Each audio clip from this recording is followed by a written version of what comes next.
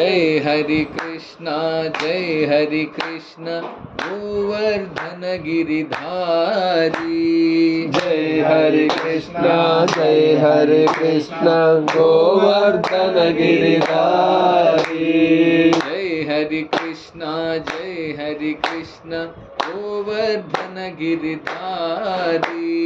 जय हरि कृष्णा गोवर्धन गिरिधारी।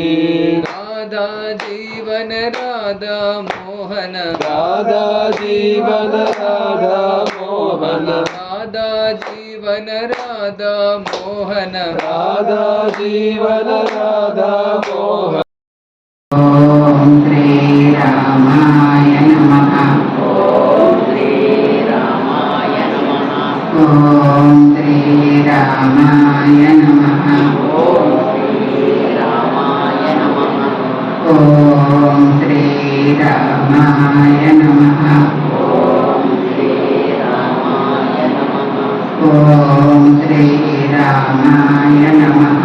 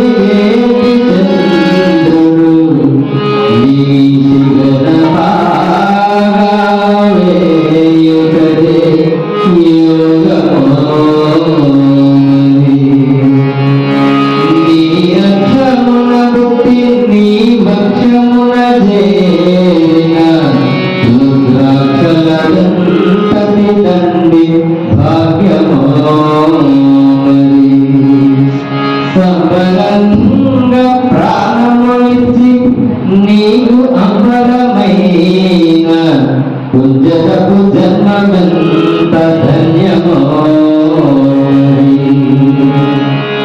నే చేసుకున్న పుణ్యమంత నీ చంద్ర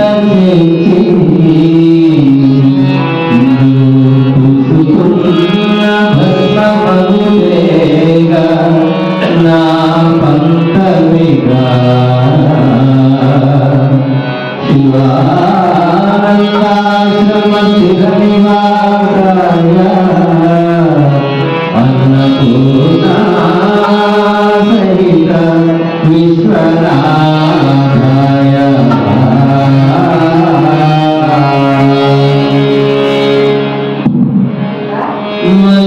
మల్లికార్జున నీ క్షేత్రములకు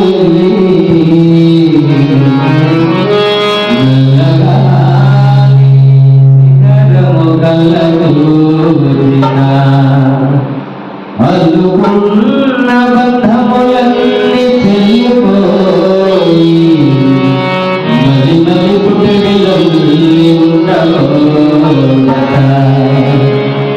బాధలు మరచి నీ బల్లు తిరిగేలాగా మనసు నీ కృపను తల్లు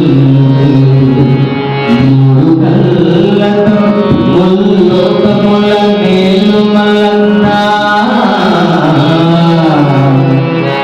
కొల్లలైన నీ మహిమలు వెల్లడించతరమా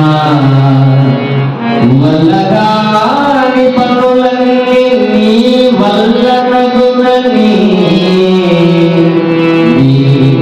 నల్లకంఠము చూసిన పేద తెల్లమగునయ్యా శివానందాశ్రమ స్థిర నివాసాయ అన్నపూర్ణా సహిత విశ్వనాథాయ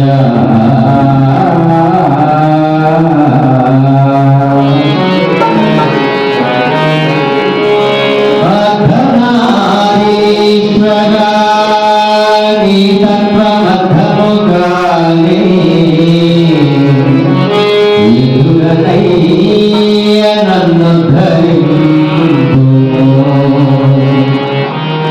అధకామముల నధించు వనరుగానయ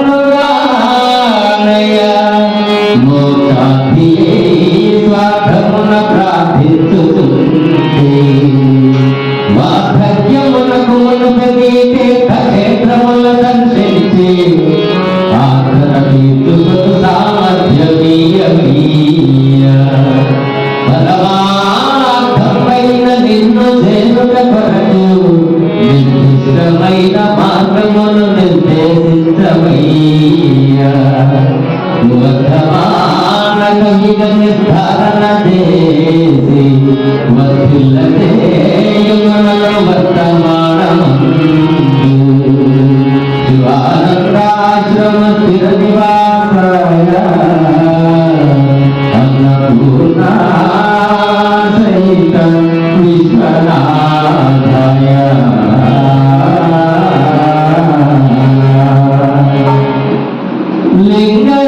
లింగరాజని కథలు విని పొంగితినయ్యా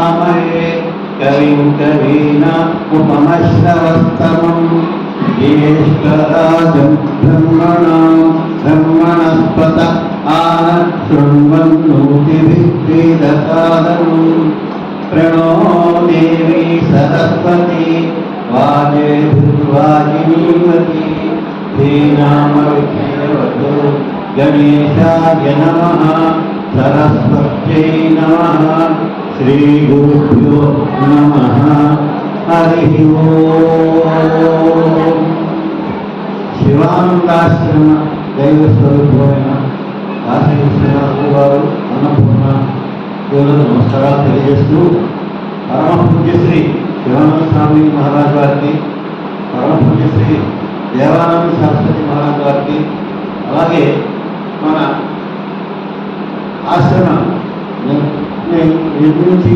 మనందరినీ ఆధ్యాత్మికంగా నడిపిస్తున్న శ్రీ విష్ణు సేవానంద మహారాజ్ గారి పాత్రకు నమస్కారాలు తెలియజేస్తూ అందరికీ తెలిసిన విషయాల్ని తెలియజేయడం కోసం రామ కథ ఎంత చక్కగా చెప్పినా ఎంత చక్కగా పాడినా వినాలనిపిస్తారు. అలాగే మా అధ్యక్షురాలు అనిల్ కుమార్ గారు ఆదేశానుసారం అందరికీ తెలిసిన విషయాల్ని మళ్ళీ తెలియజేస్తున్నాను. వినంతకు నెబ్బరం చెప్పిన వినినంతనే వేగపడక వివరింపదగు కానీ కళ్ళ నిజము తెలిసిన మనుజుడు పో నీతిపరుడు. అలాగా అందరూ మహానుభావులు, అందరికీ వందనం. ఇందాక రామనామతో చెప్పారు అమ్మగారు, అలాగే లక్ష్మణరావు గారు వింటూ ఉంటే అందరూ మహానుభావులు. ఆ తర్వాత శ్రీనివాస్ ఆయన చూసే వ్యక్తిగా పొగడడం కాదు, పొగడే విషయం కూడా కాదు. ఎందుకంటే జన్మలో ఆయన మహాత్రి ఎంఏ తెలుగు చదివిన వాడికి కూడా అంత రకమైన పరిజ్ఞానం రాదు. అది ఎలా వచ్చింది? విష్ణు సేవానందరాని యొక్క పరిచర్య వల్ల బంగారాన్ని కూడా చక్కగా ఆకారం తీసుకురావాలంటే చక్కగా సంసారం ఉండాలి. అదేవిధంగా రాబోయే తరంలో ఇక్కడ ఒక ఆధ్యాత్మిక తత్వేత్త అవుతారు ఆయన.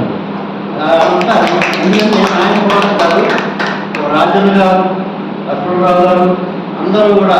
అలాగే మనకి విద్యార్థిగా విచ్చేసిన శ్రీ రాఘవేంద్ర స్వామి వారికి కూడా నేను నమస్కారాలు తెలియజేస్తూ, దేవుడనగా వేరు దేశమందున లేడు, దేవుడు తనదు దేహమందే, పాపమనగ వేరు పరదేశమున లేదు, తాను చేయు పనుల తగిలి ఉండు. మనందరం ఈ భౌతిక ప్రపంచంలో శారీరక ఈతి బాధలు, మానసిక ఈతి బాధలు రెండు ఉంటాయి. మానసిక ఈతి బాధలు పోగొట్టుకోవాలంటే, శారీరక ఈతి బాధలు పోగొట్టుకోవాలంటే వైద్యుడిని, మానసిక ఈతి బాధలు పోగొట్టుకోవాలంటే దైవాన్ని లేదా ఒక గురువు పాదాలను ఆశ్రయించాలి. ఇలా ఆశ్రయించేందుకు మన సాధన కూడా కొంత ఉండాలి.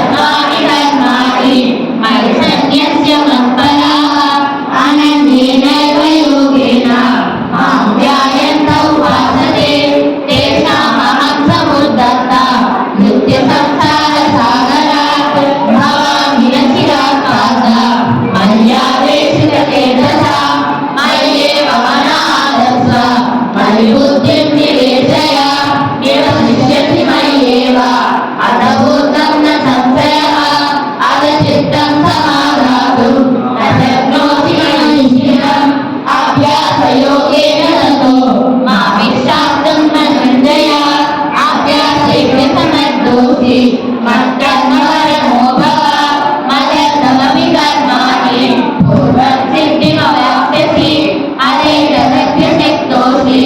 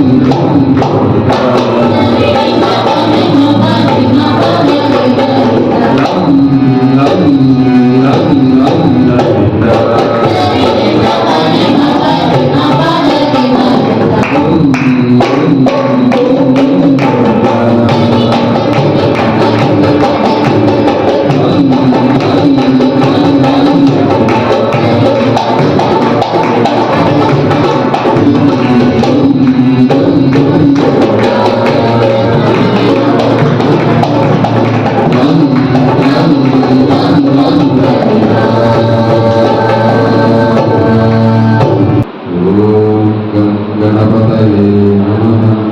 ఓం గురుభ్యో నమః. ఓం ఐం సరస్వత్యై నమః. ఓం శ్రీ సద్గురు పరమాత్మనే నమః. మూడుసార్లు శివానంద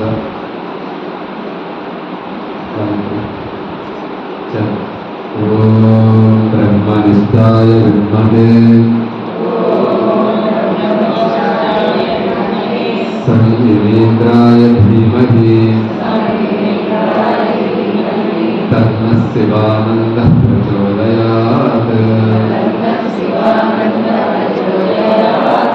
బ్రహ్మనిష్టాయ విద్మహే సంయమేంద్రాయ ధీమహి తన్నః శివానందః ప్రచోదయాత్. బ్రహ్మనిష్టాయ విద్మహే సంయమేంద్రాయ ధీమహి తన్నః శివానందః ప్రచోదయాత్. ఓం శ్రీ గురుభ్యో నమః. హరి ఓం. మన ఆశ్రమంలో పోయినటువంటి శ్రీ అన్నపూర్ణ శ్రీ విశ్వనాథ భగవానికి నా యొక్క సాష్టాంగ ప్రణామములు అర్పిస్తూ,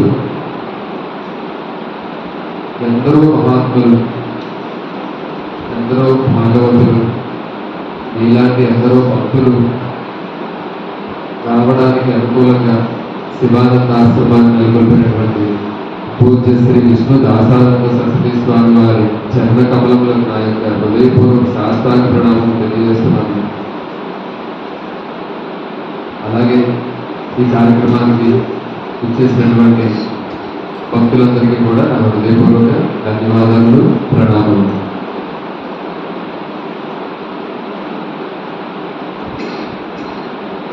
ఒక గ్రామంలో ఒక ఆయన ఉండేవాడు. ఆయనకి రాజకీయాల్లో కొద్దిగా పలుకుబడి ఉంది. ఆయనకి గ్రామ సర్పంచ్గా గెలవాలని కోరిక. అయితే అదే సందర్భంలో ఆ సమయంలోనే కూతురికి పెళ్లి చేసి పండగ వస్తుంది, పండగకి కూతురిని పిలవాలనుకున్నాడు. ఘనంగా వాళ్ళిద్దరికి సత్కారాలు చేయాలనే ఉద్దేశంతో కేవలం కూతురిని కాకుండా మొత్తం మీరు సకుటుంబ సపరివారంగా రండి మా ఇంటికి అని చెప్పి పిలిచాడు. ఈ లోపల ఎలక్షన్ నోటిఫికేషన్ వచ్చింది. సర్పంచ్గా పోటీ చేద్దామని అనే రంగం కూడా సిద్ధం చేసుకుంటున్నాడు. ఈ లోపల పండుగ వచ్చింది, కూతురు అల్లుడు ఇంటికి వచ్చింది.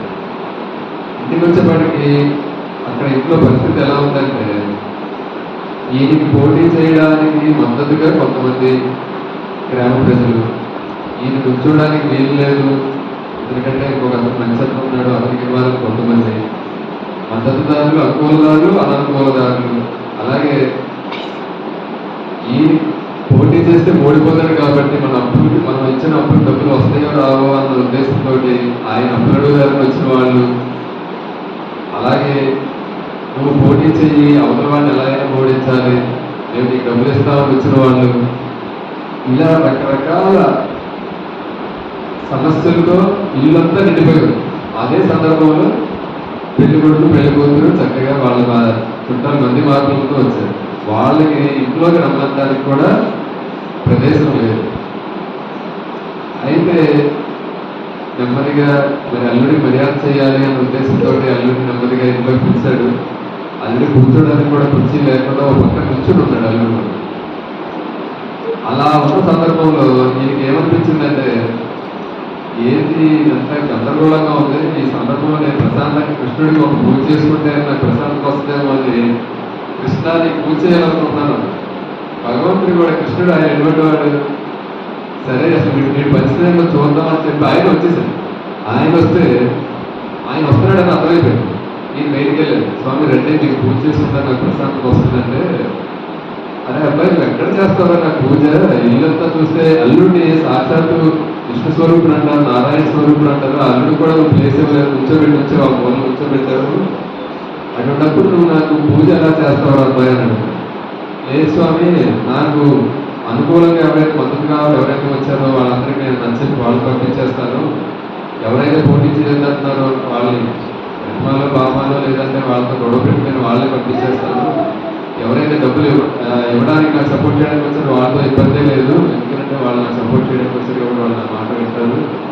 ఎవరైతే అప్పుల వాళ్ళు వచ్చారో వాళ్ళకి నేను ఇస్తానో పలానా రోజులు ఇస్తానో అసలు మీకు ఇవ్వనో చెప్పేసి వాళ్ళని పంపిస్తాను. మీరు మాత్రం రావాలి స్వామి, పూజ చేసుకుంటారు లోపలికి రండి స్వామి అంటే నాకు మనుషులతో విభేదం లేదు అబ్బాయి, కానీ అంతమంది నీ ఇంట్లో ఉండగా నేను వచ్చి నీ ఇంట్లోకి వచ్చి నేను పూజ చేయించుకోలేదు వాళ్ళందరినీ. కానీ నాకు పూజ చేయాలని నీ సంకల్పం నచ్చింది, ఎందుకంటే వాళ్ళందరూ ఏదో రకంగా పంపించేస్తానంటావు కదా, అంటే నీకు సంకల్పం మంచిదే కాబట్టి నువ్వేం చేస్తావంటే అవన్నీ ఆ జంజాటాలన్నింటినీ నువ్వు తగ్గించుకొని ఆ ఎన్ని ఒక పొలికి వచ్చిన తర్వాత నన్ను పిలువు, అప్పుడు నేను వస్తాను నాకు పూజ చేస్తుంది.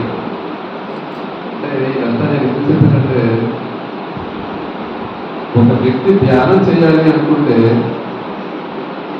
పూజ చేయాలనుకుంటేనే మనం ఇల్లంతా ఖాళీగా ఉండి స్వామికి మనం ఒక పీట వేసి ఆ పీట మీద స్వామికి పటం పెట్టి చక్కగా మనం పూజ చేయాలని అనుకుంటాం కదా. మరి ధ్యానం చేయాలి అనుకున్నప్పుడు మన మనసులో ఇందాక చెప్పినట్టుగా ఎన్నో సమస్యలతో ఉంటాం. మన మిత్రులు ఉంటారు, బంధువులు, అలాగే స్నేహితులు, అలాగే కొంతమంది శత్రువులు, కొంతమంది కొన్ని రకాల సమస్యలు, ఇలా అనుకూలమైనటువంటి సమస్యలు, అనుకూలంగా ఉన్నటువంటి మనకి మంచి జరిగేది కొన్ని, అననుకూలమైనటువంటి సమస్యలు అన్నీ మన మనసులో ఎన్నో తిష్టవేసుకుని ఉన్నాయి. ఆ సందర్భంలో నువ్వు ధ్యానం చేస్తే మరి నేను నా యొక్క మనసు ఎలా నిలబడుతుంది, భగవంతుని ఎలా మనం ధ్యానం చేయగలము అని ఆ ప్రశ్న అడిగినప్పుడు కృష్ణ పరమాత్మ ఏం చెప్తున్నాడంటే భగవద్గీతలో ఒక శ్లోకం ఉందా ఆయన, ఆ శ్లోకం చదువుకున్న తర్వాత అప్పుడు నాకు పూజ చేయదు కానీ లేదా నాకు ధ్యానం చేయదు కానీ అని చెప్పాడు. ఆ శ్లోకం ఏంటంటే ఆత్మ సంయమ యోగంలో ఉన్నటువంటి యోగి యుజీత సత్తం ఆత్మానం రహస్య స్థిత ఏకాకీయత చిత్తాత్మ నిరాశేవ పరిగ్రహ.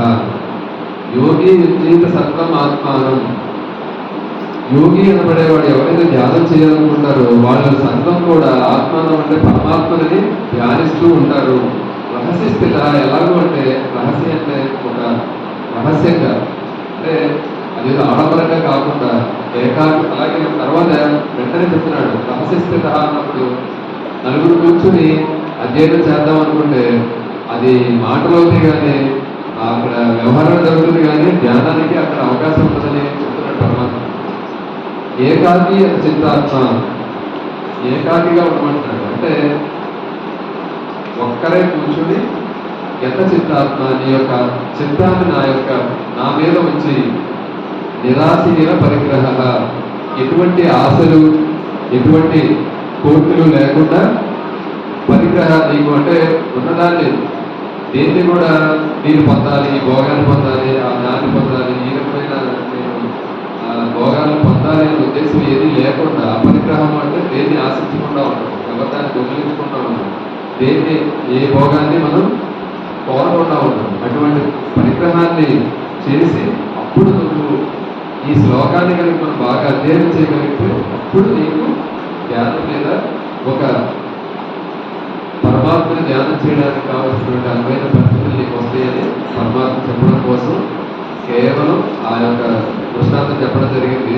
అయితే మరి ధ్యానం ఎలా చేయాలి అని మనకి వెంటనే ఒక ఆలోచన వస్తుంది కాబట్టి తర్వాత శ్లోకంలో ఏం చెప్తున్నాడంటే శుచౌ దేశే ప్రతిష్టాప్య స్థిర వాసనమాత్మన నాచ్యుత్సృతం నాతి నీచం చైలాజిన కుశోత్తరం. ఏమంటాడంటే పరమాత్మ శుచౌ దేశే ప్రతిష్టాప్య, నువ్వు ఎక్కడైతే ధ్యానం చేయాలనుకుంటున్నావో ఆ ప్రదేశాన్ని శుచిగా ఉంచుకున్న ఆ ప్రదేశాన్ని ఎంచుకోవాలి. మన ఇంట్లో కూడా రకరకాల ప్రదేశాలు ఉంటాయి, వంటగది ఉంటుంది, బాత్రూమ్ ఉంటుంది, కానీ ప్రతిదానికి మనం శుచిగా ఉన్న ఒక గదిని మనం కేటాయించాలి. దీనికి శివానంద స్వామి ఏం చెప్పేవాళ్ళంటే 20 సూత్రాల్లో ఒక గదిని కేటాయించుకుని ఆ గదిలో ఒక ఆసనాన్ని స్థిరంగా ఏర్పాటు చేసుకుని ఆ గది తాళాలు కూడా ఆయన అలాగే చెప్తారు. గది తాళాలను కూడా గదికి తాళాలు వేసి ఆ తాళాన్ని జేబులో ఉంచుకుని ఎప్పుడైతే నువ్వు ధ్యానం చేయాలనుకుంటున్నావు ఏకాగ్రంగా ఒంటరిగా చక్కగా మన భగవంతుని యందు చిత్తాన్ని లగ్నం చేసి ఆ గదిలోకి వెళ్ళి చక్కగా ధ్యానం చేయాలని ఆయన చెప్తారు. మనకి అటువంటి పరిస్థితి లేకపోయినప్పటికీ కూడా మనకు ఒక గదిని కేటాయించిన పరిస్థితి లేదనుకోండి, అయితే అలా ధ్యానం చేయడం అనేది అలా కాదు. మనకి ఉన్న దానిలో చక్కటిగా ఒక ప్రదేశాన్ని ప్రశాంతంగా అందరూ తిరిగే హాల్లో కాకుండా ఒక ప్రదేశాలను మనం ఎంచుకొని రోజు ఒక స్థిరమైన ప్రదేశంలోనే రోజు ఒకే ప్రదేశంలో ధ్యానం చేయాలి. ఆ ప్రదేశం శుచిగా ఉండాలి. నాత్యుచితం నాది నీచం, అది బాగా ఎత్తైన ఉండకూడదు. ఒక పెద్ద పీట వేసుకుని ఒక ఆసనంలాగా వేసుకుని దాని మీద కూర్చొని ధ్యానం చేయకూడదు. అలాగే ఒక నాది నీచం, ఒక అది బాగా గొయ్యిలా ఉండకూడదు. అంటే కొంతమంది లేకపోతే నేను ఒకసారి చూశాను, గొయ్యి తీసుకుని ఒక ఆయన నేను ధ్యానం చేస్తానని చెప్పి కళ్ళు లోపలికి పెట్టి ఒక కాళ్ళు ఒకటే పైకి పెట్టి ధ్యానం చేస్తాను, మళ్ళీ తర్వాత ఆయన భూమికి కప్పేసి అలా ధ్యానం చేశాడు. ఒకసారి ఒక ఆయన చూశాను. అటువంటి ఎంత పిచ్చి పరిస్థితులు మనం చేయకుండా కేవలం ఒక చక్కటి ఆసనాన్ని ఏర్పాటు చేసుకొని అది ఎత్తైనది కాదు లోతైనది కాకుండా స్థిర సుఖమాసనం, చక్కగా ఒక మంచి ఆసనాన్ని ఏర్పాటు చేసుకుని అది ఎలా ఉండాలి అంటున్నాడంటే చైలాజన కుశోత్తరం. చేలము అంటే వస్త్రం అని అర్థం. కుచేరుడికి ఒక పేరేంటో తెలుసా మీకు? కుచేరుడి పేరు, కుచేరుడికి అసలు పేరేంటి? సుధాము. అసలు పేరు సుధాము. కానీ కుచేరుడికి అర్థం తెలుసు కదా, అడుగులు తీసుకుని కృష్ణుడికి ఇచ్చారు. కానీ ఆయన కుచేరుడు అని పేరు ఎందుకు వచ్చిందంటే చేలము అంటే వస్త్రం. ఎప్పుడు చిరిగిపోయిన వస్త్రాన్ని ధరించుండేవాడు.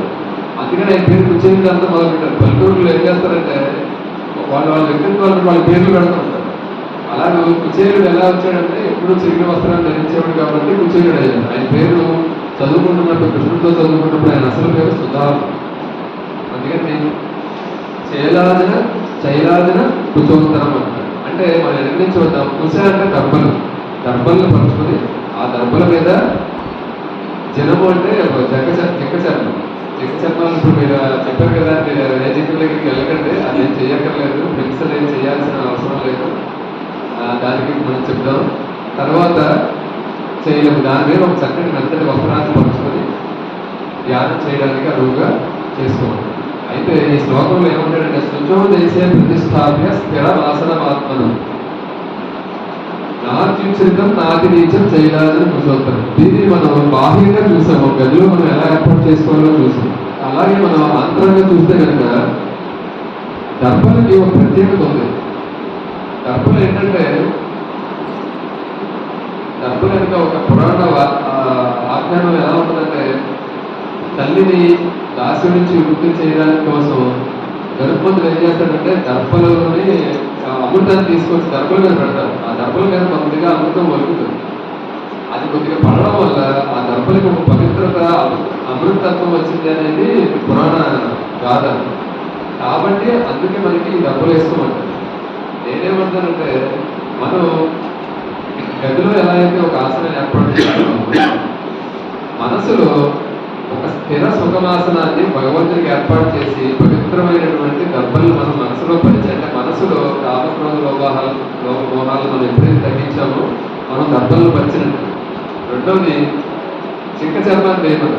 అక్కడ దాన్ని మనం ఎలా తీసుకోవాలంటే ఈ చర్మ సుఖం ఏదైతే స్పర్శ సుఖం ఏదైతే ఉందో ఆ స్పర్శ సుఖమే మనల్ని చాలా ఇబ్బంది పెడుతుంది. కాబట్టి ఆ స్పర్శ సుఖాలను తగ్గించుకుని ఇద్దరి దగ్గర ఉంచుకుని వస్త్రము అంటే ఏంటంటే నాకు అనిపించింది శివానంద స్వామి శర్మలో అంటారు సేవా ప్రేమ. ఈ సేవా ప్రేమ అనే వస్త్రాన్ని మనం కప్పుకుని ధ్యానం చేసినట్లయితే మనకి నిజంగా ధ్యానం మనకి ఏకాగ్రత కుదురుతుంది అనిపించింది. కాబట్టి మనం అలా చక్కగా మనం బాహ్యంగా ఒక వస్త్రాన్ని ఏర్పాటు చేసుకుని ఆంధ్రంలో కూడా శుచిని శౌచాన్ని అలాగే చక్కటి ఆసనాన్ని భగవంతుడికి ఏర్పాటు చేసి సేవా ప్రేమని మనం మనం మనం ఆ యొక్క మన అంతర్భాగంగా మన వ్యవహారంలో మనం ప్రేమని సేవని చూపించి చక్కగా ఈ యొక్క ఇంద్రియ భోగాలను తగ్గించుకుంటే అప్పుడు నిజమైన ధ్యానానికి మనం అర్హులు అవుతాం. అయితే తర్వాత ఇప్పుడు మనకి ఓన్లీ ఆసనం గురించి చెప్పాడు శ్రీకృష్ణ పరమాత్మ. తర్వాత శ్లోకంలో తత్రైకాగ్రం మనశ్చిత్త ఎంత చిత్తేంద్రియ దేహ ఉపవిశ్యాసన యుజ్య యోగమాత్మ విశుద్ధయే. ఏమంటాడంటే ఏకాగ్రత ఉండాలి.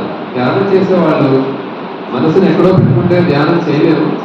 అందుకని తత్రైకాగ్రం మనఃకృత్వ ఎంత చిత్తేంద్రియ క్రియ, నీ చిత్తాన్ని ఇంద్రియాలని నువ్వు చేసే పనిని మొత్తాన్ని ఒక ఏకాగ్రతగా తీసుకొచ్చి ఉపవిశ్యాసనే యోగమాత్మ విశుద్ధే. ఉపవిశ్యాసనే అంటే కూర్చుని చేయాలి అని చెప్తున్నారు. ధ్యానం ఎప్పుడు కూడా కూర్చొని చెయ్యి అని చెప్తున్నాడు ఆయన. ఉపనిశ్యాస్తే యోగం ఆత్మ విశుద్ధయే. ఎందుకోసం చేయాలి అంటే ఆత్మశుద్ధ కోసం, ఆత్మశుద్ధత కోసం. మనం ధ్యానం చేసేది ఆత్మశుద్ధి కోసం చేయాలి అని ఇక్కడ పరమాత్మ చెప్తున్నాడు. అయితే ఇప్పుడు మనకి ఎవరి నేను నృత్యం చేయకూడదా, పొడుగులు చేయకూడదా అని ఒక ఆలోచన రావచ్చు. మన శరీరము, ఇంద్రియాలు, మనస్సు ఎలా అలవాటు పడి అంటే పొడుగులు కానీ చేసామనుకోండి కంపల్సరీగా నిద్ర వస్తుంది. కాబట్టి పొడుగులు చేయకూడదు, నృత్యమే చేయాలి.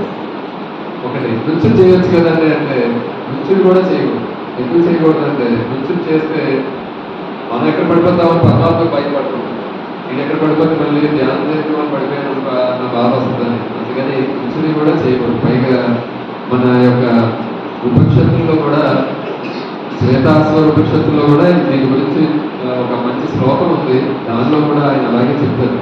ఒక స్థిర సుఖ ఆసనాన్ని ఏర్పాటు చేసుకుని కూర్చుని మాత్రమే చెయ్యాలి అని మనం అని మన యొక్క బ్రహ్మసూత్రాల్లో కూడా ఒక సూత్రం, కూర్చొని ధ్యానం చేయాలి. తర్వాత సమం కాయ శిరోగ్రీవం, ఇప్పుడు కూర్చొని చేయాలని చెప్పాడు. తర్వాత సమం కాయ శిరోగ్రీవం ధారయన్న చలం స్థిర. సమం కాయ శిరోగ్రీవం, కాయ శిరోగ్రీవం. కాయము అంటే ఇప్పుడు మనం కూర్చోమని చెప్పాడు కాబట్టి ఈ కాళ్ళ యొక్క పరిస్థితి లేదు. కాబట్టి ఇప్పుడు నడుము దగ్గర నుంచి, మూలాధారం దగ్గర నుంచి ఈ మెడ వరకు ఉన్నదాన్ని కాయం అంటారు. ఆ కాయాన్ని కిందగా సమంగా ఉంచుకోమంటున్నాడు. మెడని, శిరస్సుని, కాయాన్ని అంటే దేహాన్ని స్థిరంగా కిందగా నిటారుగా ఉంచాలి అని చెప్తున్నాడు. అలాగే సంప్రేక్ష నాసికాగ్రమస్వం దిశశ్చార్ అవలోకయం. తర్వాత నువ్వు కూర్చోడానికి ఆసనాన్ని ఏర్పాటు చేసుకున్నావు, కూర్చున్నావు. తర్వాత నీ యొక్క దేహాన్ని స్థిరంగా సమకాయ శిరోగ్రీవం నిటారుగా వచ్చావు. ఇప్పుడు నీ యొక్క దృష్టిని ఎక్కడ పెట్టాలి అనే దాని మీద ఏం చెప్తున్నాడంటే నాసికాగ్రం స్వం అంటే సంప్రేక్ష నాసికాగ్రం స్వం. నీ యొక్క దృష్టిని నాసికాగ్రం మీద ఉంచాలి. అంటే నాసికాగ్రం అంటే ముక్కు చివరాని కొంతమంది అలాగే తీసుకుంటారు. అలా కాకుండా భూమధ్యాన్ని, ఎందుకంటే తర్వాత శ్లోకాల్లో శ్రీకృష్ణ పరమాత్మ భగవద్గీత తర్వాత శ్లోకాల్లో భూమధ్యం గురించి చెప్పాడు కాబట్టి ఆజ్ఞాచక్రం మనం ఏదైతే అనుకుంటామో ఆ భూమధ్యంలో దృష్టిని నిలపమని చెప్తున్నాడు. ఎందుకు ఆ తర్వాత ఏమంటాడు, మళ్ళీ దృష్టిని నిలపమని చెప్పి దిశశ్చాన్ అవలోకయం, నీవు దిక్కులు చూడకూడదు అని చెప్తున్నాడు. నీ యొక్క అవంతి దిశశ్చ అనవలోకయం, ఇటు కూడా అటు ఇటు అవలోకం చేయొద్దు, కేవలం దృష్టిని నాశనం మీదే, ముక్కు మీదే ఉంచు అని చెప్తున్నాడు. ఎందుకు దృష్టిని అటు ఇటు చూడకూడదు అంటే నీ దృష్టి ఎప్పుడైతే అటు ఇటు చూసావో మనసు కదులుతుంది. ముందు మనం మీరు బాగా గమనిస్తే కనుక శ్రీకృష్ణ పరమాత్మ ధ్యానానికి చెప్పిన విధానం చాలా అత్యద్భుతంగా ఉంటుంది. ఎలా అంటే ముందు స్థూలంగా దేహాన్ని స్థిరంగా ఉంచుకోమని చెప్తారు. దేహం స్థిరంగా ఉంటేనే మనసు స్థిరంగా ఉంటుంది. అప్పుడే మనసు స్థిరంగా ఉంటేనే నీకు ధ్యానంలో ఏకాగ్రత వస్తుంది. ఇవన్నీ రావడం కోసం చేయవలసినది చాలా సూక్ష్మంగా ప్రతి దాన్ని వదలకుండా ఆయన నాసికాగ్రం స్వం అన్నాడు. అంటే ఈ ఎలా ఉంటారంటే జనులు ఎలా ఉంటారంటే మనకి పూజలు జరిపినప్పుడు గాయత్రి మంత్రం వస్తుంది. వచ్చినప్పుడు ముక్కు పట్టుకొని ఆయన అనగానే ఆయన భక్తులు గారు ముక్కు పట్టుకుంటాడు అనమాట. ఆయన నామకు గారు నీ ముక్కు పట్టుకోవాలి అంటే అందుకని అలా అంటారని చెప్పి ఆయన ముందుగానే ఈ యొక్క సంప్రేక్ష నాసికాగ్రం స్వం, నీ యొక్క నాసికాగ్రం మీద దృష్టిని పెట్టు అని చెప్తారు. అంటే ఎంత సూక్ష్మంగా లోతుగా ఆయన మళ్ళా ఈ యొక్క జనులు ఎలా ఉంటారంటే చాలా అత్యంత అతి విలువతో ఉంటారని ఉద్దేశంతో ప్రతి దానిని కూడా సూక్ష్మంగా లోతుగా చెప్తున్నాడు. దిశశ్చ నవలోకయం. సరే ఇవన్నీ చేసామంటే ఆసనం ఏర్పాటు చేసుకున్నాం, చక్కగా కూర్చున్నాం, మెడ, శరీరం, శిరస్సు నిటారుగా ఉంచాం, దృష్టిని కూడా పూర్వజాన్ని నిలిపాం. తర్వాత ఏం చేయాలి అన్న ఆలోచన మనకి రాకుండా ఏం చెప్తున్నానంటే ప్రశాంతాత్మ విగతమిహి బ్రహ్మచారి ప్రతిష్ఠిత. ప్రశాంతాత్మ, ప్రశాంతమైన మనస్సును కలిగి ఉండాలి. మనం ధ్యానాన్ని కూర్చొని ఏదో ఒక ఉగ్రమైనటువంటి ఆలోచనలతో కానీ లేదంటే ఎవరితో గొడవడుకుని వచ్చి ధ్యానం చేసేదాన్ని కూర్చుంటే అప్పుడు అది ధ్యానం అవ్వదు. కాబట్టి మనం ధ్యానాన్ని ఎలా చేయాలంటే ప్రశాంతాత్మ, ప్రశాంతమైన మనస్సును కలిగి ఉండి విగతవిహి అంటే ఏమంటాడంటే ఎటువంటి భయం లేకుండా ఉండాలి. ధ్యానం చేసేవాడి భయం, పరమాత్మ గురించి మనం ధ్యానం చేస్తున్నప్పుడు ఎటువంటి భయం లేకుండా ఉండాలి. తర్వాత బ్రహ్మచారి వ్రతే స్థిత, బ్రహ్మచారిగా ఉండాలి, బ్రహ్మచర్యాన్ని కలిగి ఉండాలి. ఇప్పుడు బ్రహ్మచర్యాన్ని కలిగి ఉండాలంటే మనం గృహస్థుల మీద బ్రహ్మచర్యాన్ని కలిగి ఉండాలని వెంకపెట్టుకోవట్లేదు. శ్రీరామచంద్రుడు ఉన్నాడు, ఆయన బ్రహ్మచారి కానీ బ్రహ్మచర్యాన్నే పాటించాడు. ఏకపత్ని వ్రతులు కాబట్టి బ్రహ్మచారి అయినా అంటే బ్రహ్మచర్యాన్ని పాటించాడు, బ్రహ్మచారి కాదు బ్రహ్మచర్యాన్ని పాటించాడు. అంటే మనసుని ఎటువంటి కోరికలు లేకుండా ఉంటే వారి యొక్క మనసు బ్రహ్మచర్యాన్ని కలిగి ఉన్నట్టు. కాబట్టి అటువంటి స్థితిని కలిగి ఉన్న వారికి మాత్రమే ఆత్మజ్ఞానం దొరుకుతుంది అని, ధ్యానంలో నిలకడ ఏకాగ్రత దొరుకుతాయి అనే ఉద్దేశంతో స్వామి ఏం చెప్తారు, ప్రశాంతాత్మ విగతవిహి బ్రహ్మచారి ప్రదేశిత. తర్వాత మనస్సంయమ్యమచ్యుత యుక్త ఆసీత మత్పర, మనస్సుని ఇంద్రియాల మీద మనకి అదుపు ఉండాలి, సంయమ్య. ఇందాక కూడా మనం శివానంద స్వామి చెప్పినప్పుడు చెప్తాం, బ్రహ్మనిష్టాయ సంయమేంద్రాయ దేవహి. సంయమేంద్రాయ అంటే ఇంద్రియాలను అదుపులో ఉంచుకున్నవాడు కాబట్టి ఆయన ఉద్దేశంతో మనస్సంయమ్య, మనసుని ఇంద్రియాలని అదుపులో ఉంచుకొని మచ్చిత్త, మన యొక్క చిత్తాన్ని భగవంతుడి మీద ఉంచాలి. అటు ఇటు రకరకాల దీన్ని ఆలోచనతో కాకుండా మచ్చిత్త యుక్త ఆసీత మత్పర, ఆయనే మత్పరులమై మనం ఈ యొక్క ధ్యానాన్ని చేస్తే అప్పుడు తర్వాత ఏం జరుగుతుంది అనేది ఇంకా తర్వాత శ్లోకాల్లో తెలుసుకోవచ్చు. అటువంటి శ్లోకాలను ఒకసారి చెప్పి ఈ కార్యక్రమాన్ని మనం ఈ యొక్క ధ్యానం చేసే విధానం యొక్క 4 శ్లోకాలు ఉంటే 4 శ్లోకాలు చెప్తారు. మనం శుచౌ దేశే ప్రతిష్టాప్య స్థిరమాసనమాత్మనః నాత్యుచ్ఛ్రితం నాతి నీచం చైలాజినకుశోత్తరం తత్రైకాగ్రం మనః కృత్వా చిత్తేంద్రియక్రియః ఉపవిశ్యాసనే యుజ్యాత్ యోగమాత్మవిశుద్ధయే సమం కాయశిరోగ్రీవం ధారయన్నచలం స్థిరః సంప్రేక్ష్య నాసికాగ్రం స్వం దిశశ్చానవలోకయన్ ప్రశాంతాత్మా విగతభిః బ్రహ్మచారి ప్రతిష్ఠితః మనస్సంయమ్యమచ్యుతః యుక్త ఆసీత మత్పరః. ఇటువంటి అద్భుతమైనటువంటి ధ్యాన యోగాన్ని అలా భగవద్గీతను అధ్యయనం చేయడానికి, ఇలా ధ్యానం మీద ఒక అధ్యయనం చేయడానికి అవకాశం కల్పించినటువంటి పూజ్య శ్రీ విష్ణుదాసానంద సరస్వతి స్వామి వారికి నా యొక్క హృదయపూర్వక ప్రణామం మరొకసారి తెలియజేస్తూ థ్యాంక్ యూ.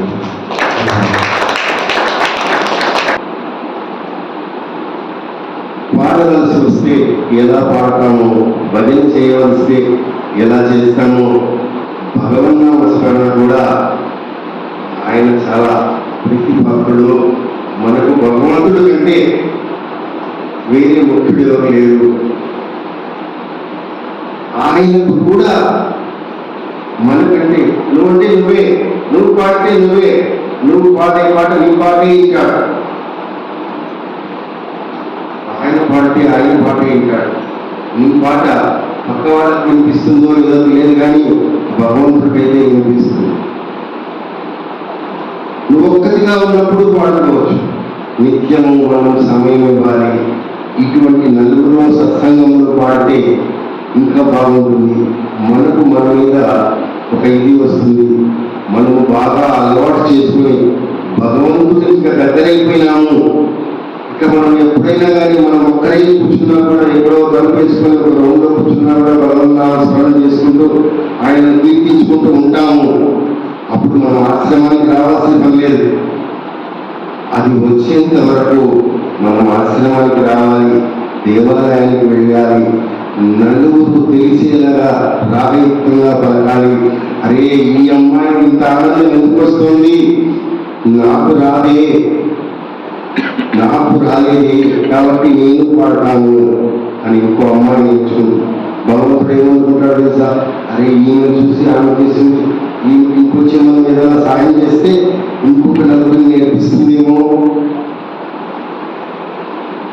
మనం ఇక్కడ ఆశ్రమానికి వచ్చిన తర్వాత ఎంతో కొంత అంత కాకపోయినా ఇంతన్నా మన శరీరానికి మనసు ఉల్లాసము శాంతి రావాలి. ఉత్సాహం లేకపోతే రాలేదు. ఇక్కడికి వెళ్తే ఏదో ఉంటుందంటే వస్తాను. కాబట్టి నాయన నాకు అక్కడ ఏదో దొరికింది, కొంచెం చూస్తున్నాను కూడా దొరుకుతుందేమో అంటే మనకు వచ్చే పుణ్యంలో భాగాన్ని వాళ్ళకి ఇస్తున్నాం. తగ్గిపోదు మనకు. వాళ్ళకి ఇచ్చిన దానివల్ల మనకి ఇంకో ఇంతలో మన అకౌంట్లో జమ పడుతుంది. ఈ భగవంతుడి దృష్టిలో ఇవన్నీ మనం చేసిన మంచి పనులన్నీ ఇది ధర్మాచరణ. భగవంతుడికి దగ్గర అవడానికి 2 మార్గాలు ఉన్నాయి. 2 మనం ఖచ్చితంగా చేయాలి. ఒకటి ఏం చేయాలి, భగవదారాధన చేయాలి. ఈ భగవదారాధన అంటే మనం భక్తిగా పాటలు పాడతాము, పారాయణం చేస్తాము. ఎవరైనా మనకు మహాత్ములు పెద్దవాళ్ళు తెలిసిన వాళ్ళు ఎవరో భగవంతుడి గురించి చెప్తారు, అది వింటాం.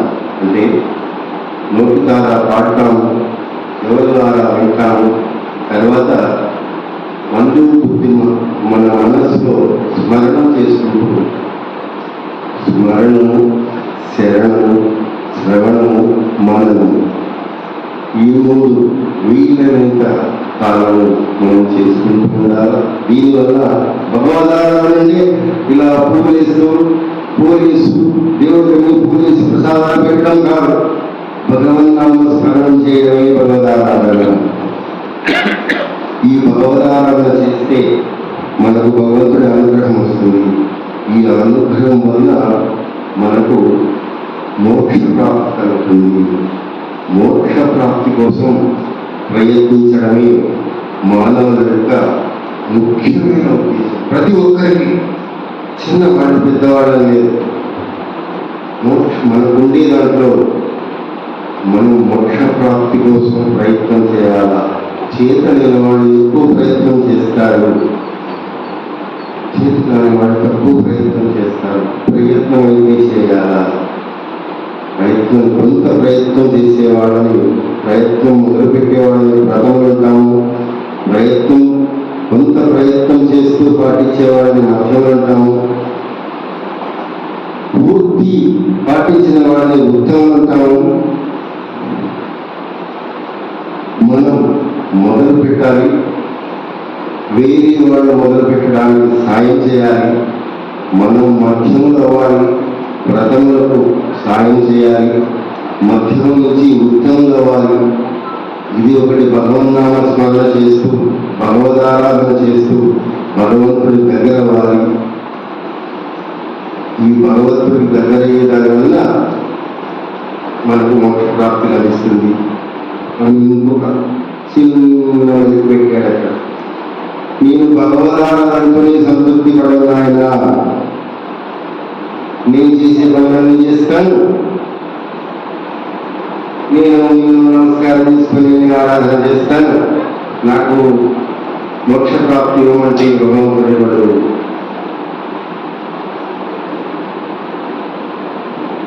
మనలో పరోపకార గుణం ఉండాలి, జ్ఞాన గుణం ఉండాలి. మనకున్నంతలో ఎవరికైతే మనకంటే ఎక్కువ అవసరం ఉందో, మన మనస్సుకు మన బుద్ధికి తెలుస్తుందో, మనకు అవకాశం కోసం మనల్ని ఆర్తిస్తారో అమ్మా ఏదైనా సాయం చేయండి అని మన దగ్గరకు వస్తారో రాని వాళ్ళ గురించి పక్కన పెడతాం. రాని వాళ్ళకు కూడా చేసేవాడు ఇంకా పురుషోత్తములు అవుతారు. వాడు మనల్ని అర్థిస్తూ వస్తారు. ఎవరో బంధువులు వస్తారు, స్నేహితులు వస్తారు, ఊరి వాళ్ళు వస్తారు. మనకున్నందులో ఎంతో కొంత పరోపకారం చేయాలి. ముక్తికి రెండే, ఒకటి పరోపకారం చేయాలి, మనకున్న దానిలో ఎంతో కొంత ఇవ్వాలి. శివానంద స్వామి వారంటే పూర్తిగా ఇవ్వాలంటారు. ఆయన శివానంద స్వామి ఆశ్రమం వాళ్ళకి ఏమంటే మనం మనకుండేది కావాలంటే దాచుకోకుండా కూడా ఇచ్చి ఉంటారు. వాళ్ళ ఆశ్రమం ఇది అంటారు చూడండి, అక్కడ నేర్పిస్తారు. మాకు 50 రోజులు అక్కడ కూర్చోబెట్టి మీరేమి ఆశ పెట్టుకోకండి, మీ సంగతి భగవంతుడు చూసుకుంటాడు కదా, మీరు ఉన్న ఇక్కడ వేసేయండి. ఇచ్చే దానివల్లే మనకు అన్ని వస్తుంది. మనకున్నదంతా త్యాగంగా ఉండాలి. ఇవన్నీ చేసి మనం భగదానాన్ని పాత్రలు అయిపోయిన తర్వాత మనకు తెలుస్తుందంట. ఎంత తెలియదనేది కాదు, మన మనసుకు మన శరీరానికి మనం చేసి మంచి వల్ల సత్ఫలితాలన్నీ కనబడుతూనే ఉంటాయి. ఈ సత్ఫలితాలు ఏమంటే భగవంతుడు మనకు కష్టాలు ఇవ్వకూడదు, కష్టాలు ఇస్తాడు. కష్టాలు ఇవ్వడం అయితే ఆపేయడు. ఎందుకు ఆపాడంటే ఆయన కారణం ఆయన ఉంది. కష్టం ఇచ్చినప్పుడు ఇన్ని రోజులు ఇన్ని పాటలు పాడింది, నన్ను ముచ్చట చేసింది, అన్ని చేసింది, నేను అన్ని కరిగిపోయాను, అన్నీ ఇచ్చాను, నేను ఇవ్వాల్సినవి ఇచ్చాను, కానీ దాంతో పాటు ఇది కూడా ఇచ్చాను చూస్తున్నాను. అప్పుడు మానేశానుకో, చూడు చూడు చూడు నన్ను వాడుకొని మానేసింది ఇలా భగవంతుడు కష్టాలు ఇస్తాడు. కానీ ఏమి ఇస్తాడు? మనం నిత్య ఆరాధనలో ఉన్నాం. స్వామి ఏమి స్వామి నా వల్ల ఏ పొరపాటు జరిగింది, ఇక్కడ ఏం జరిగింది, ఎందుకు మళ్ళీ ఇట్లా చేసావు, నేను ఏం పొరపాటు చేయకుండా అన్ని నువ్వు చెప్పినట్టు చేసినావు, అయినా కూడా ఎందుకు చేసావు? అప్పుడు ఏమి ఇస్తాడు? అమ్మ కష్టం ఇచ్చాను కదా, దీన్ని ఓర్చుకునే శక్తి ఇస్తాడు, దీనివల్ల కలిగే నొప్పి తగ్గిస్తాను, నీకు గాయం అయితే చేస్తాను, కొంచెం నొప్పి తగ్గిస్తాను, నన్ను తలుచుకోకపోతే నొప్పి ఎక్కువ అవుతుంది, కష్టమవుతుంది. అదేమో ఏర్పడతాడు. ఏర్పడినట్టు ఏం స్వామి గుడిపోయేదానికి కూడా రాదు, అది కొట్టావు, నేనేం చేసేది, ఇంత పాపం చేసావంటే నొప్పి లేకుండా చేస్తాను, నీకు తెలుస్తుంది. ఇలా భగవంతుడు మనల్ని ఎప్పుడు రక్షించుకుంటూ వస్తాడు. అంటే మనం ఆయన దగ్గరికి వెళ్తూనే ఉంటాయి. ఒక రోజుతో అయిపోదు. నాకు ఇప్పుడు 22 ఏళ్ళు అనిపిస్తుంది, ఇంకా 4 సంవత్సరాలు రెస్ట్ తీసుకుంటాను అనేదానికి లేదు. భగవంతుడు ఎప్పుడు ఆయన అడిగేది ఎప్పుడు ఆయనకి ఇస్తుంది కదా.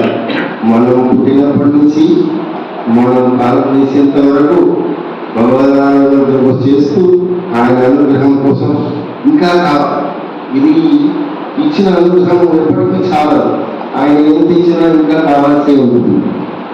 ఇచ్చేవాడు ఆయన పెద్దవాడు, ఎంతైనా ఇవ్వరు, ఏమైనా ఇవ్వగలరు. మీరు అడగడం మానేస్తే ఆయన ఇవ్వాల్సినవన్నీ ఇస్తారు. మనం అడగడం మొదలుపెట్టినప్పుడే ఆయన సెలెక్టివ్గా ఇస్తాడు. ఆయన సెలెక్ట్ చేసుకుంటాడు. ఈ అమ్మాయి నాకు మనమరాలు అడిగింది, మనమరాలు చూద్దామా, ఒక మళ్ళీ నెక్స్ట్ ఏం అడుగుతుందో చూద్దామా, అప్పుడు అడిగింది ఇద్దామా, లేకపోతే ఇప్పుడు మనవరాలు చేసి ఇంకటితో మొదలెద్దామా, లేదా తర్వాత మనవరాలు ఇచ్చాము, కారు ఇచ్చాము, నీళ్ళు ఇచ్చాము, తర్వాత ఇంకేం అడుగుతుంది అప్పుడు వెయిట్ చేద్దామా, ఏది అత్యవసరమో ఆమెను అప్పుడు ఇద్దామా.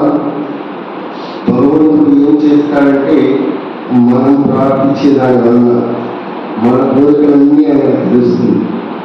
ఈ రోజు ఉన్న కోరికలు తెలుస్తుంది. ఆ పిల్లవాడిలా ఉన్నప్పుడు మనం ఏం కోరుకున్నామో తెలుస్తుంది. అప్పుడే ఆయనకి ఇచ్చేది అని చేశామనుకో ఇంకా తర్వాత అక్కడ పోవు.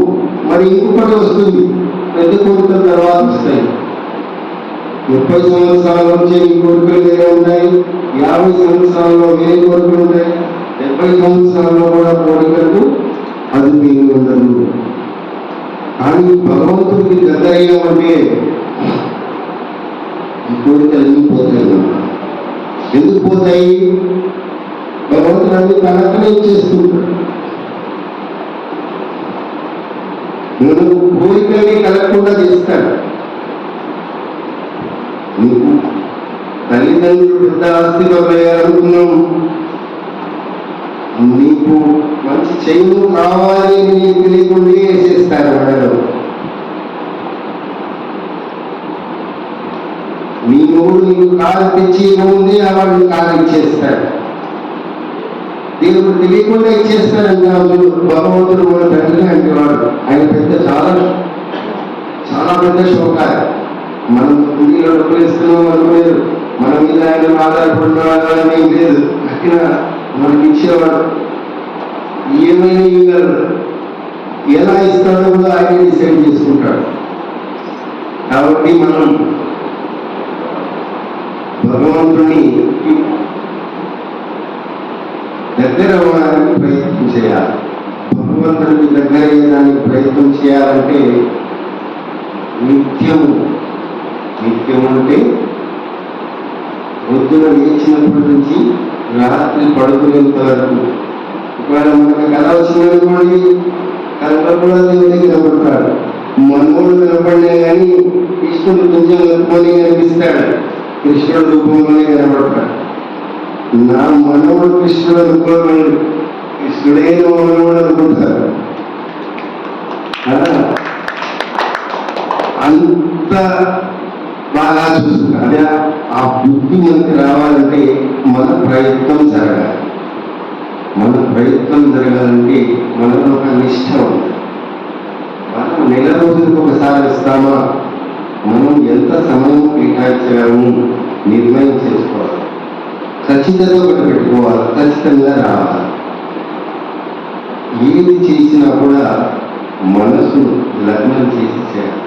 భజన చేసిన, ధ్యానం చేసిన ఈ సమయంలో మనం ఈ 15 నిమిషాలు ఇక్కడ గుడికి వెళ్తున్నాము, ఈ దేవుడి దగ్గరికి వెళ్తున్నాము కాబట్టి ఈ 15 నిమిషాలు ఏమి జరిగినా కూడా నేను వదిలేసి రాను, ఒక నిష్ట పెట్టుకోవాలి. ఎందుకంటే ఎట్టి పరిస్థితుల్లో కూడా భగవంతుడి కోసం మనం ఏదైనా పని చేయకపోతే ఆ సమయంలో మనకు పెద్ద ఆటంకాన్ని కల్పించాలి. చిన్న చిన్న ఆటంకాలని ఆయన మీతో ఆడుకోవాలని ఆడే ఆటలే అవైతే ఇస్తాడు, తీరుస్తాడు. మళ్ళీ ఆయన నియమం ఇక్కడ రమ్మన్నాడు, అక్కడ ఇంకొకటి నియమం తెచ్చమని చెప్తాడు. ఆయనకి ఏదో పెద్ద కష్టాలు ఇస్తాడు. ఈరోజు పోట్లే ఎంత మనకి అత్యవసరంగా పోవాలనుకుంటే ఆ రోజు ఇంకా అత్యవసరంగా ఏదో పని పెడతాడు.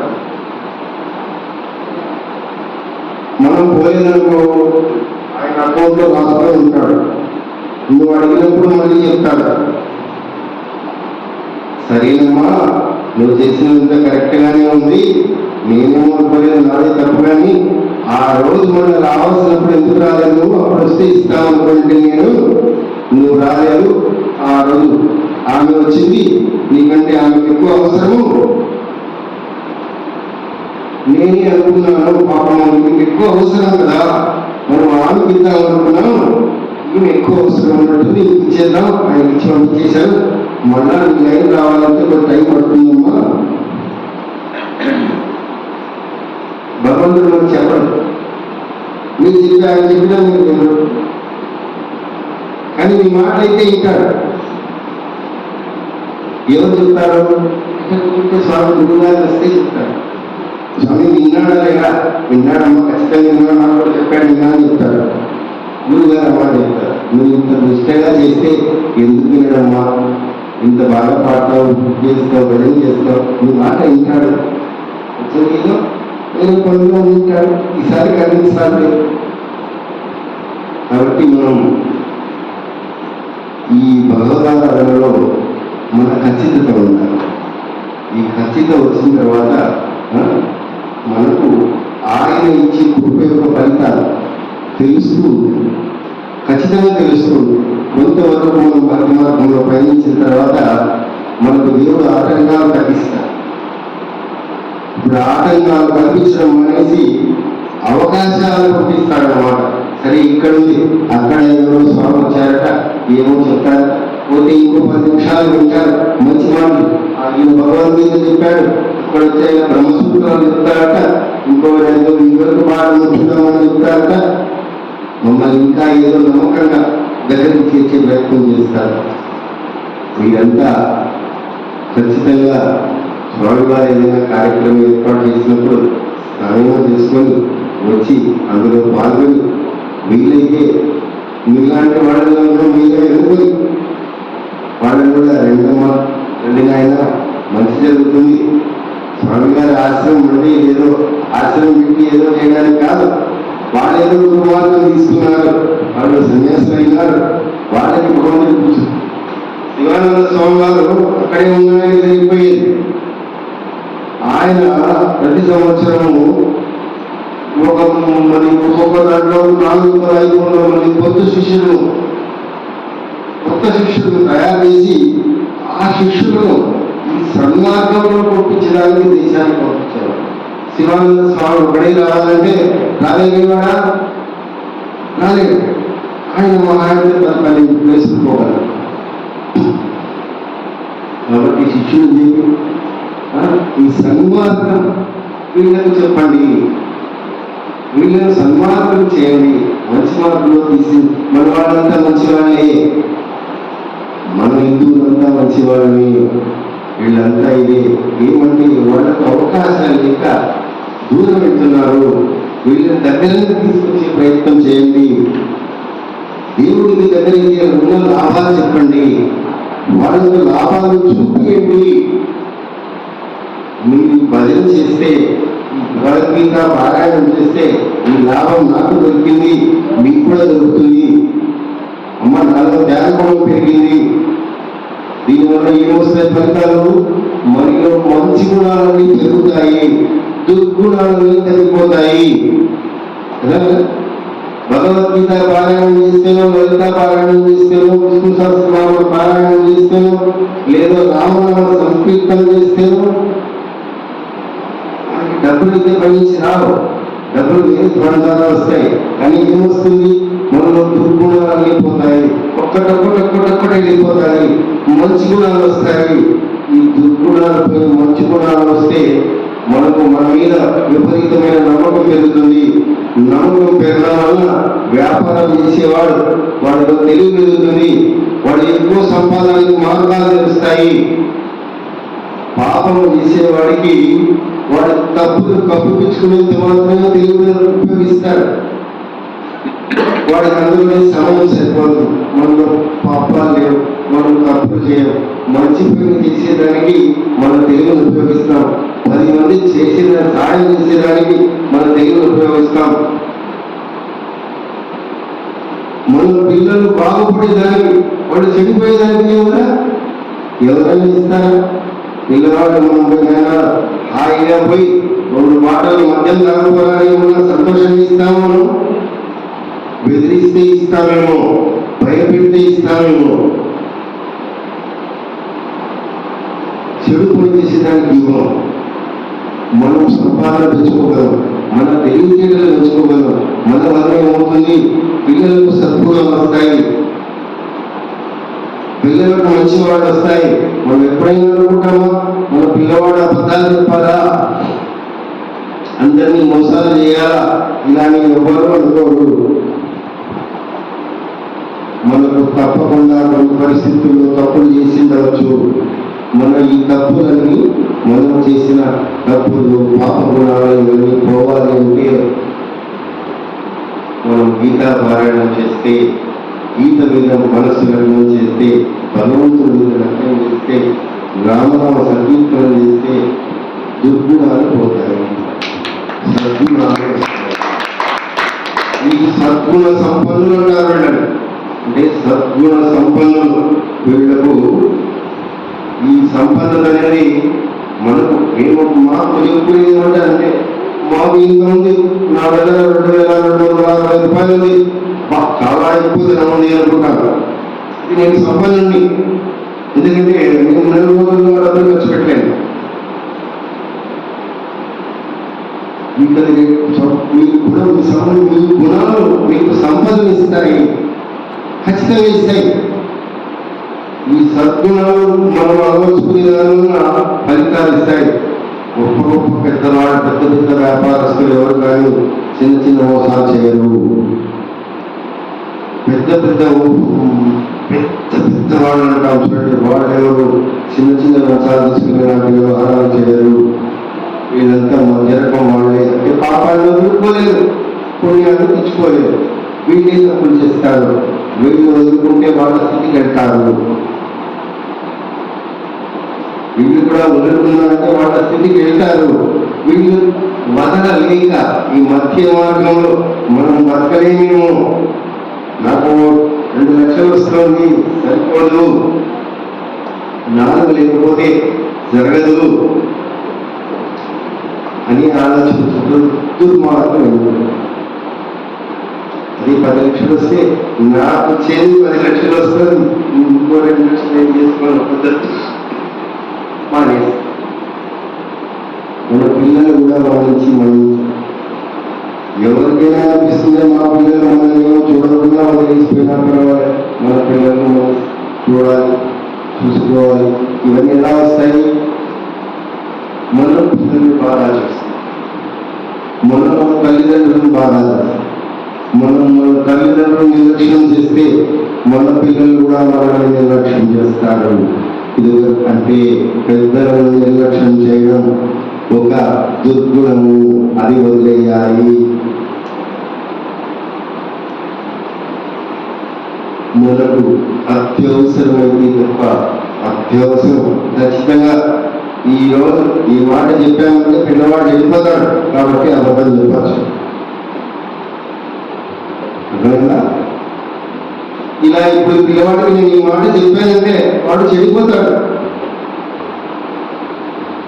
వాడు అడిగాడు, వాడికి 15,000 ఇస్తే వాడు చెడిపోతాడు. కాబట్టి నా దగ్గర లేదు నాయనా అబద్ధం చెప్పు. ఊరికి ఒట్టి మాటకు అబద్ధాలు చెప్పకు. మనం దుర్గుణం మానేసేయాలి. ఈ దుర్గుణాలన్నీ పోవాలి. ఈ దుర్గుణాలన్నీ పోవాలంటే మనకున్న ఒకే ఒక మార్గం ఉంది. నామ సంకీర్తన చేయాలి, గీతా పారాయణం చేయాలి, 4 వ్యక్తులు చేయాలి. నాయన చాలా కష్టంగా ఉంది, సత్యవకరణ చెప్పాలంటే కష్టంగా ఉంది. రోజుకు 20 అబద్ధాలన్నా చెప్పాల్సి వస్తుంది. మనం ఇది చేస్తుంటే తగ్గిపోతాయి. 20 నుంచి 10కి వస్తాయి, 10 నుంచి 5కి వస్తాయి. చివరికి మీరు లెక్క చేసుకుంటే 7 2 మిగిలిపోతాయి. ఏది కూడా కష్టంగా మేము ఏం చెప్తామంటే ఏదైనా చెప్పాల్సి వచ్చినప్పుడు చేయకూడదు పని చేయాల్సి వచ్చినప్పుడు ఆ గీత పెట్టుకుని ఏదో ఒక అధ్యాయం అనుకోండి, ఏదైతే జరిగిపోతుంది. మనం గమనం కూర్చున్నాం, జరగాల్సింది ఏదో జరిగిపోతుంది. అప్పుడు మనం దాంట్లో పార్టిసిపేషన్ వద్దు. మనమంతా నిష్ఠగా, నిష్ఠ అంటే మనం ఖచ్చితంగా ఏమంటారు, బాగా ఇది చేసుకొని స్నానం చేసుకొని గొప్ప పెట్టుకొని క్రమంగా నిష్ఠ అంటే సమయపాలన, ఖచ్చితంగా చేయవలసిన పనులు చేయాలి. భగవంతుని నిష్ఠతో ప్రార్థించాలి. అంటే ఇది దినదినము ప్రార్థించాలి, దగ్గర పడడానికి ప్రయత్నం చేయాలి.